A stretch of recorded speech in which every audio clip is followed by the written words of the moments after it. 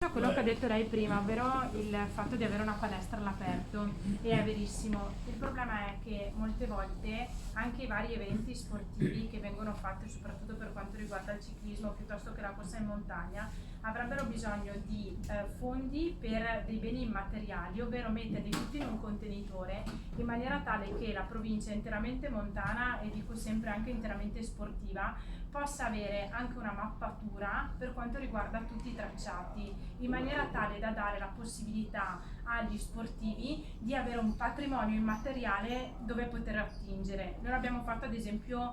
come Unione Montana, ma soprattutto come CAI del mio comune, dove abbiamo mappato con le tracce GPX tutta la sentieristica CAI, però di fatto è fondamentale perché si riesce anche a dare la possibilità a uno sportivo di avere magari un QR code semplicemente con la traccia di PX e creare quello che su Strava oppure su altre app di sport riesce ad avere un volano per i turisti, ma soprattutto anche per chi pratica quello sport, con un agonismo che fa sì che effettivamente il territorio venga vissuto. Quindi di fronte è vero alla necessità di avere dei fondi per gli impianti, secondo me ci sarebbe la necessità anche di fare un lavoro di concertazione tra tutte le società sportive che però riescano a mettere in rete le varie tracce delle gare piuttosto dei percorsi un po' più performanti per creare veramente una palestra intera della provincia. Queste cose qua Ma io sono, guarda, proliferano forti. dici una cosa, io sono, da quando ero presidente del credito sportivo,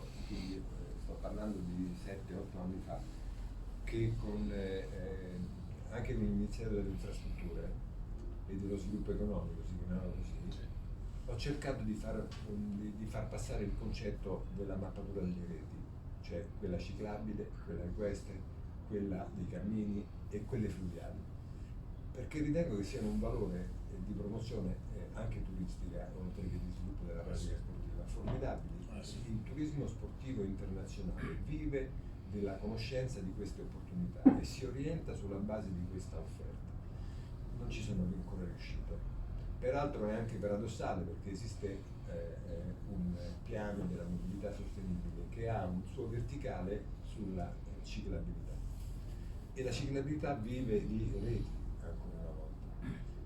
e i comuni, per quanto volenterosi, comunque rappresentano una parte, una maglia, una serie di maglie, ma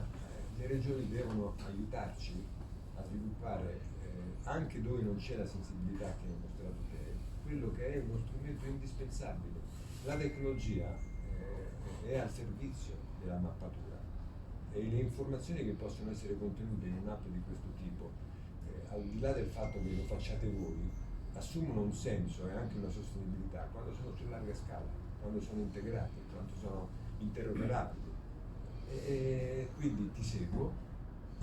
anche per questo parlerò con il presidente Stefani,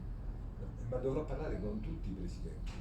e con il Ministero delle Infrastrutture e dei Trasporti, che su questo tema ha una sua giurisdizione,